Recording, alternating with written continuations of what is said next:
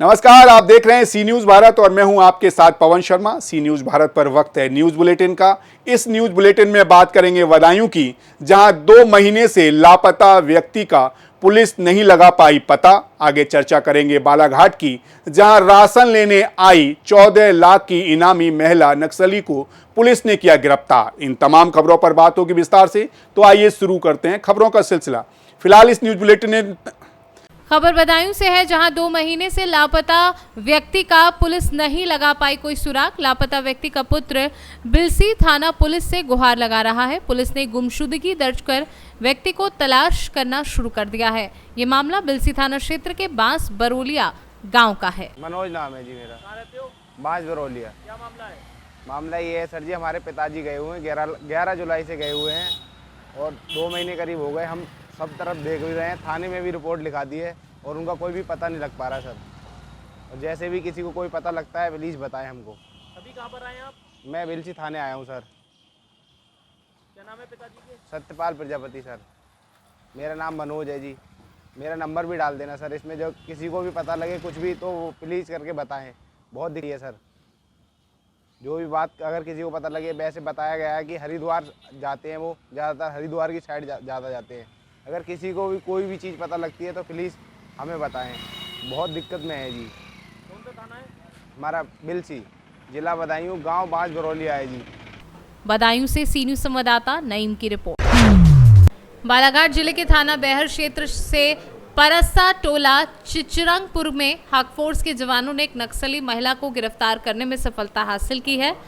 इस संबंध में संजय कुमार पुलिस महानिदेशक ने प्रेस वार्ता कर क्या कुछ बताया है, आइए आपको सुनवाते हैं। कल की डेट में खबर मिल रही थी कि जो ये अपना एरिया है समनापुर बलगांव के आसपास का, कि यहाँ पे नक्सलियों की आमद रफ्त की सूचना हमें मिल रही थी। तो उसी सिलसिले में जो एसओजी बैयर है उस टीम को भेजा गया सर्चिंग के लिए, जिसके प्रभारी सब इंस्पेक्टर महेंद्र सिंह हैं। जब ये सर्चिंग कर रहे थे तो इनको पता लगा कि नक्सलियों का एक दल जो गांव परसा टोला है, कि परसा टोला में राशन पानी लेने आ सकता है। तो अकॉर्डिंगली जो हमारी सर्चिंग पार्टी थी उसको रीओरिएंट किया गया और परसा टोला एक ग्रुप 11 लोगों की पार्टी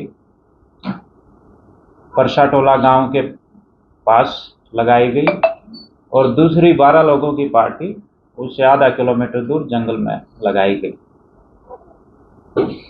तो कल लगभग 10:30 बजे रात का ऑपरेशन है। बालाघाट से सी न्यूज संवाददाता विशाल महानंद की रिपोर्ट। उत्तर प्रदेश के कई जिलों में खूंखार भेड़िए के हमले की खबरों के बाद अब हरदोई में भी भेड़िए के हमले से लोगों में दहशत का माहौल है। ग्रामीणों ने बताया कि छोटे बच्चे पर हमला किया, गांव में मवेशी की गर्दन पर हमला करके गंभीर रूप से घायल कर दिया। वहीं एक घोड़े के बच्चे पर हमला किया है और कुत्ते पर भी हमला किया तो उसकी मौत हो गई। ग्रामीणों ने इलाके में भेड़िया के आने और उसके द्वारा हमला किए जाने की बात बताई है। गांव में लोग दहशत में हैं और ग्रामीणों को सतर्क रहने को कहा गया है। वहीं आपको बता दें कि फिलहाल वन विभाग अभी तक नहीं पहुंचा है और भेड़िया होने की पुष्टि नहीं हुई है। पर रहते ना नीचे हमारे रहती गैलरी में यहाँ और भेड़िया और वो मुँह लंबो लंबो दांत बाहर खाई अंदर। हमारे तो डर बैठी गो जैसे झेंगी हमारी लोग करी गई है। एक तो हमारे डराई गए नहीं और ना भाई हम तक भाई पानी तक पे हैं। क्या क्या पूरा हुआ था घटनाक्रम, कैसे जो है कहाँ हमारे बच्चा हमारे बकरी यहाँ बंधी रहे, बकरी हमारे बच्चा छोड़ रहे हैं। 3-4 हमारे छोटे छोटे हैं, एक यो खड़ो, एक यो है, एक जा लड़की नहीं बैठी, एक जो लड़का है। ये 3-4 बहने पर तारा पर ये है ईंटन पर गिरे हैं यहाँ पर। तो हम वहाँ पर खड़े रहना आगे जहाँ पर यहाँ वो का हो जाती है रोड पर यहाँ, और हम पड़ते एकदम हमारे एकदम कहीं का निकल सबका पकड़े दूसरे घर में करियान। हम कहे भैया बाहर ना निकलो। अब जब ये सब हुआ निकले तो कहे हाय मम्मी बकरी खा ली। तो हमने फिर भीतर बकरी बांधे बांस लेके। कितने संख्या में थे, किस रंग के थे, कितने बड़े थे? एक कालो है और एक गिरवा रंग का है। हल्को हल्को जैसे ललहू से। अब मुँह लंबो लंबो जैसे वैसे वही होत करे हैं। अरे कोई याद नहीं आ रही है तैसे पर हाई नहीं सियार नहीं जैसे भाई वो कुत्ते के तो हाँ हाई कुत्ते के सुकते कैसा लगता है मतलब क्या लगता है, सियार है, भेड़िया है, क्या? भेड़िया लगत है। भेड़िया नुमाई को मुँह लंबो लंबो चौन ऐसो है। हाँ पूंछ वूछ कितनी बड़ी थी? कुत्ता के ऐसो है कतई मान चलो झबलो झबलो है हल्को हल्को पर हाई कुत्ते के तो। क्या नाम है आपका? हमारा कमला। था भेड़िया आई थी और उसने मुझ पर हमला करने की कोशिश की। मैं मेरे भाई थे, मैं भागा और तो गिर पड़े थे। तभी मैंने काली थी और भेड़िया थी, मैं देखने बाकी नहीं थे।